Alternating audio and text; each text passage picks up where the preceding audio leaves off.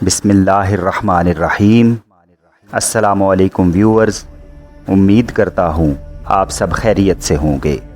معزز ناظرین، اگر آپ ہمارے اس چینل پر نئے ہیں تو کائنڈلی ہمارے چینل کو سبسکرائب کیجئے، بیل آئیکن کو پریس کیجئے تاکہ آپ کو ہماری ہر آنے والی نئی ویڈیو کا نوٹیفیکیشن ملتا رہے۔ معزز ناظرین، سلطان نور الدین زنگی رحمۃ اللہ علیہ سیریز میں آپ کو خوش آمدید کہتے ہیں۔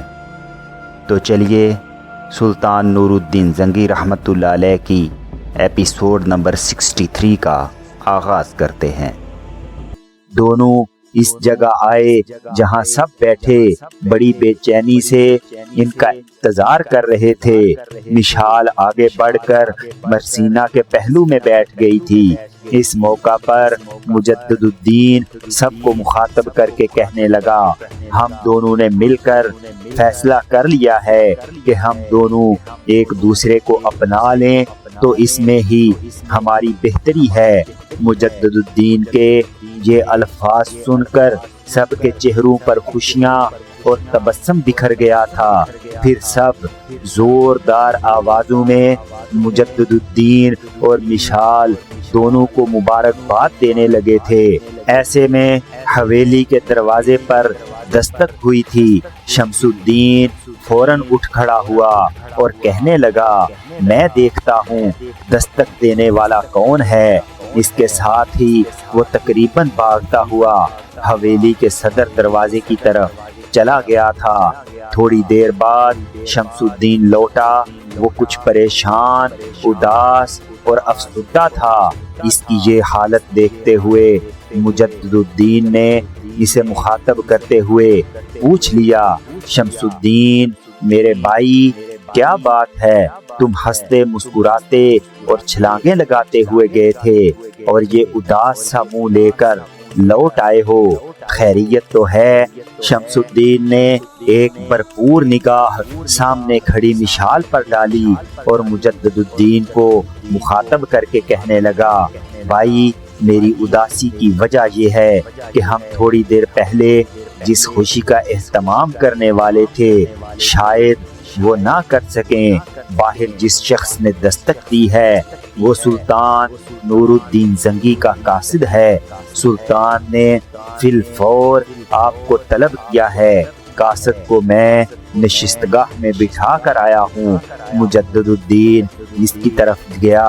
اس کے جانے کے بعد شمس الدین نے اپنی ماں عبدہ کو مخاطب کیا، ماں کیا ایسا ممکن نہیں ہم جلدی جلدی انتظام کر کے تھوڑی دیر تک بھائی اور مشال کے نکاح کا اہتمام کر دیں؟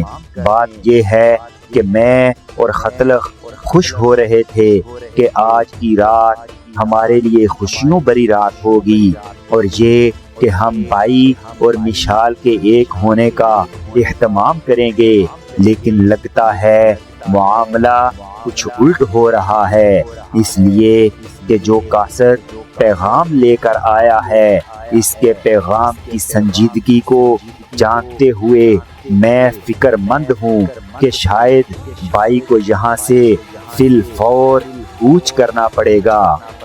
شمس الدین کے ان الفاظ پر عبدہ نے مرسینہ کی طرف دیکھا اور کہنے لگی، مرسینہ میری بیٹی، اب جب کہ مجدد الدین مشال کے ساتھ شادی کرنے پر رضامند ہو گیا ہے تو میری بیٹی وہ لوٹے تو پتہ چلے کہ آنے والے قاصد کے ساتھ وہ کیا معاملہ کرتا ہے۔ اگر تو آج رات رکتا ہے تو پھر کل دن کے وقت مشال اور مجدد الدین کے نکاح کا اہتمام کیا جائے گا۔ یہاں تک کہنے کے بعد لمحہ بھر کے لیے عبدہ رکی، پھر مشال کی طرف دیکھتی ہوئی کہنے لگی، مشال میری بیٹی، سب سے پہلے تو میں تمہیں مبارکباد دیتی ہوں کہ تم اپنی منزل، اپنا مقصد حاصل کرنے میں کامیاب ہوئی ہو۔ میری بیٹی، میری دعا ہے کہ تم دونوں مجدد الدین کے ساتھ خوش اور آسودہ رہو۔ بیٹی، اگر مجدد الدین آج رکتا ہے تو کل تم دونوں کی حیثیت میاں بیوی کی سی ہے۔ تم مجدد الدین کے ساتھ اٹھ بیٹھ سکتی ہو، اس کا کام کر سکتی ہو، ایسے ہی جیسے مرسینہ کرتی ہے۔ یہاں تک کہنے کے بعد عبدہ ایک بار پھر رکی، پھر کہنے لگی، مرسینہ تم اور مشال دونوں اب یہ کرو کہ جمارہ اور عبیرہ کو اپنے ساتھ لو، فوراً کھانا لگاؤ۔ ہو سکتا ہے مجدد الدین کو کوچ کر جانا پڑے، میں نہیں چاہوں گی کہ وہ بھوکا پیاسا یہاں سے جائے۔ عبدہ کی اس گفتگو سے مشال خوش اور مطمئن ہو گئی تھی۔ پھر خوشی بری آواز میں عبدہ کو مخاطب کر کے کہنے لگی، ماں اگر آپ کی رضامندی ہو ہم کھانا یہیں لگا دیتی ہیں، تایا کو کھانا وہاں پہنچا دیتی ہیں۔ عبدہ نے جب اسبات میں سر ہلایا تب مرسینہ، مشال، جمارہ اٹھ کر مطبخ کی طرف کھولی تھیں۔ وہ چاروں کھانے کے لیے برتن لے کر آ رہی تھیں کہ بڑی تیزی سے مجدد الدین نشستگاہ سے ادھر آیا۔ سب استفہامیہ سے اس کی طرف دیکھنے لگے تھے۔ اس موقع پر عبدہ کو مخاطب کر کے مجدد الدین کہنے لگا، ماں سلطان نے مجھے فی الفور طلب کیا ہے، میں آج رات جہاں قیام نہیں کر سکوں گا، اگر کھانا جلدی لگا دیا جائے تو میں فی الفور کھانا کھا کر یہاں سے رخصت ہو جاؤں گا۔ مجدد الدین کو رک جانا پڑا، اس لیے کہ اس کو مخاطب کر کے مشال بول پڑی، دیر نہیں، کھانا بالکل تیار ہے، سب بیٹھے ہیں، اکٹھے بیٹھ کر کھانا کھاتے ہیں۔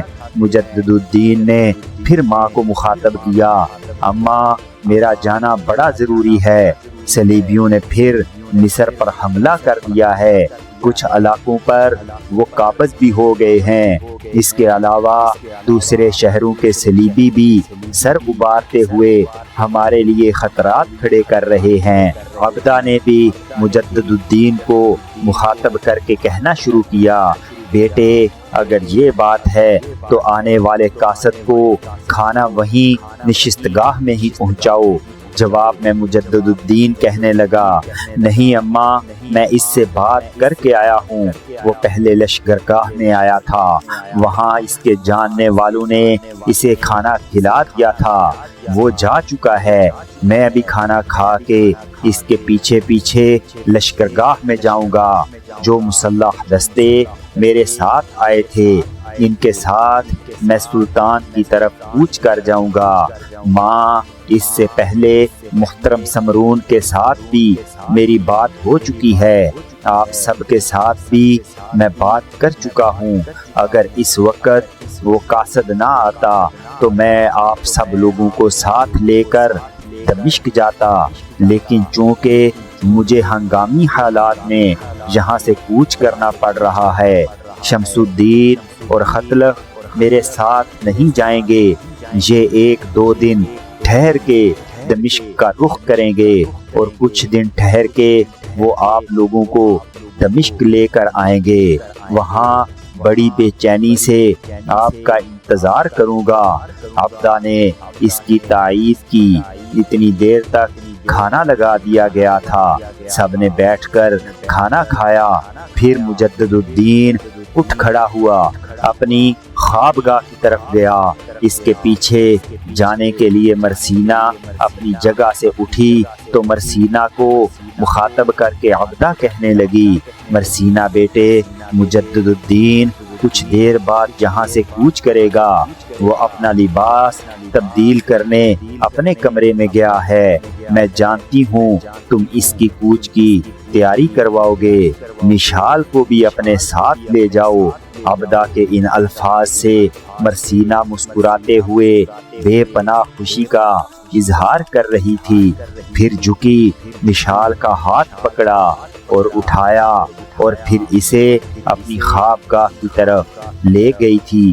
خوابگاہ میں داخل ہو کر مرسینہ نے مشال کا ہاتھ دباتے ہوئے اور پھر اس کی پیشانی پر بوسہ دیتے ہوئے کہنے لگی، ہچکچا کیوں رہی ہو، بے فکر ہو کر اندر آؤ، اب اس کمرے پر تمہارا بھی حق ہے، اور سنو آج میں تمہیں بتاتی ہوں کہ جب وہ کوچ کرتے ہیں تو ان کی تیاری کیسے کرانی ہے، اور آئندہ یہ تیاری میں نے نہیں تم اکیلی ہی کرایا کرو گی۔ مشال مسکرا دی، پھر دونوں آگے بڑھ کر مجدد الدین کے گھوڑے کی زین سے لٹکائی جانے والی وہ خرجین تیار کرنے لگی تھیں، جن میں کپڑے اور ضروریات کا دوسرا سامان ہوا کرتا تھا۔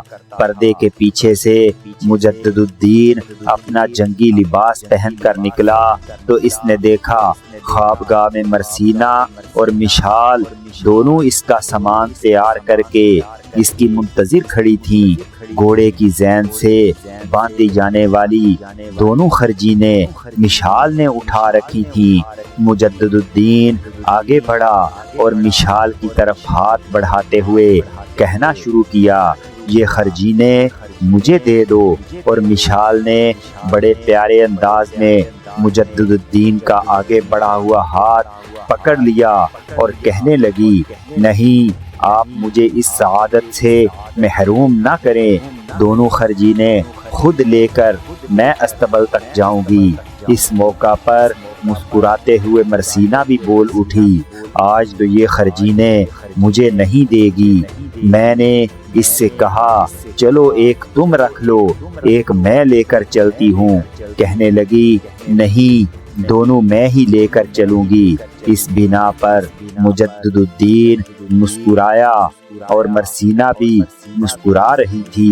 اس موقع پر مجدد الدین نے مرسینہ کو مخاطب کیا، مرسینہ، اب پہلے کی نسبت مشال کا زیادہ خیال رکھنا، یہ اب ہمارے ہر کام، ہماری ہر چیز، ہمارے ہر اثاثے میں برابر کی حصہ دار ہے۔ مرسینہ نے آگے بڑھ کر مشال کی پیشانی چوم لی، پھر کہنے لگی، آپ کو یہ الفاظ کہنے کی ضرورت نہیں ہے، آپ کو اس سلسلے میں کبھی کسی بھی قسم کی شکایت نہیں ہوگی۔ مشال اداس ہو گئی تھی۔ اس موقع پر مرسینہ نے اس کے گال پر چپت لگاتے ہوئے کہنا شروع کیا، میں ہی بولے جا رہی ہوں، تم بھی تو کچھ بولو، امیر رخصت ہو رہے ہیں۔ بڑی اداسی اور افسردگی سے مشال نے مجدد الدین کی طرف دیکھا، پھر کہنے لگی، آپ ہمیشہ بت خانوں کے خلاف سحر کا خورشید بن کر ابھرتے ہیں، میری دعا ہے کہ خدا بند قدس آپ کو کرب مسلسل، گرم سرابوں جیسے ماحول، سرد خلوتوں کے زندان کی سنگینی جیسی ساعتوں، کیف اڑاتے اندیشوں، سایوں کی طرح ابھرتے خطرات، خیر و شر کی رزمگاہ میں چٹختی کامیابیوں کامرانی کا نقیب بن کر نکالے، اور آپ کو ہمیشہ اللہ اپنے حفظ و امان میں رکھے۔ اس وقت جب کہ آپ ہم سے رخصت ہو رہے ہیں، میری اللہ تعالیٰ سے یہ دعا ہے کہ میرا رب آپ کو ہمیشہ رواں بادلوں جیسی سر بلندی، ضمیر وقت جیسی توقیر، کائنات کی روح جیسی عزت، ہم دونوں کے لیے صحابوں کی نمی سی محبت اور ستاروں کی سی آسودگی عطا کرے۔ مجدد الدین تھوڑی دیر تک بڑے غور سے مشال کی طرف دیکھتا رہا، پھر کہنے لگا، مشال، ابھی تو ہمارا نکاح ہونا تھا، تم پہلے ہی اس قدر اداس اور افسردہ ہونا شروع ہو گئی ہو۔ رخصت کرنے کا طریقہ مرسینہ سے سیکھنا، یہ اپنے جذبات کو دل میں چھپا کر رکھتی ہے، لیکن جب میں رخصت ہوتا ہوں یہ ہمیشہ ظاہری مسکراہٹ لبوں پر رکھتی ہے، میرے رخصت کے وقت اس کے دل پر کیا بیت رہی ہوتی ہے وہ میں جانتا ہوں، اس کی سانسیں، اس کے دیکھنے کا انداز، اس کے چہرے کے تاثرات سب کچھ مجھے بتا دیتے ہیں، لیکن یہ اپنی زبان اور اپنی حرکات و سکنات سے اس کا اظہار نہیں ہونے دیتی۔ اس موقع پر مرسینہ مسکرا دی، مشال کو اپنے ساتھ لپٹا لیا، کہنے لگی آپ بے فکر رہیں، مشال بھی ایسا ہی کیا کرے گی۔ اب باہر چلیں، سب لوگ بڑی بے چینی سے ہمارا انتظار کر رہے ہوں گے۔ اس کے بعد جب وہ باہر آئے جہاں کھانا کھایا گیا تھا، وہاں سے سب اٹھ کر صحن میں جمع ہو گئے تھے۔ سمرون بھی وہاں آ چکا تھا۔ تو دوستو، امید ہے آپ کو آج کی ہماری یہ معلوماتی ویڈیو ضرور پسند آئی ہوگی۔ تو کائنڈلی جاتے ہوئے ہمارے چینل کو سبسکرائب کیجئے، اس ویڈیو کو لائک کیجئے اور دوسروں کے ساتھ شیئر کیجئے۔ معزز ناظرین، اگر آپ سلطان نور الدین زنگی رحمۃ اللہ علیہ کی مکمل ہسٹری کے بارے میں جاننا چاہتے ہیں تو ہمارے چینل پر جا کر سن سکتے ہیں۔ اپنا ڈھیر سارا خیال رکھیے، جلد ہی ملتے ہیں ایک نئی ویڈیو کے ساتھ۔ اللہ حافظ۔